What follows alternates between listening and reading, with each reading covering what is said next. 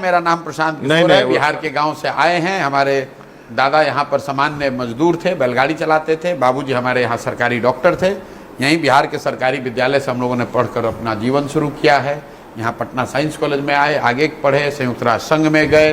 वहाँ से छोड़कर 2011 में मोदी जी से मुलाकात हुई। वहाँ पर माल न्यूट्रिशन पर काम करने आए। धीरे धीरे जो नियति में होता है, काम करने आए थे माल न्यूट्रिशन पे, राजनीतिक क्षेत्र में आ गए और फिर वहाँ से एक एक ईंट कर सकते हैं। 10 साल वो काम हमने किया। 3 साल मोदी जी के साथ रहे। उसके बाद बिहार में, पंजाब में, तेलंगाना में, आंध्र प्रदेश में, महाराष्ट्र में, तमिलनाडु में, वेस्ट बंगाल में, दिल्ली में इतने जगहों पर अलग अलग राजनीतिक दलों से नेताओं के साथ काम करने का अवसर मिला। फिर जीवन में ऐसा लगा कि ये सब करने से मैं कोई बहुत बड़ा समाज में प्रभाव नहीं डाल पा रहा हूँ, लोगों की जिंदगी में परिवर्तन नहीं ला पा रहा हूँ। तो फिर 2021 में बंगाल और तमिलनाडु जीतने के बाद ये घोषणा की कि अब ये जीवन में काम नहीं करेंगे।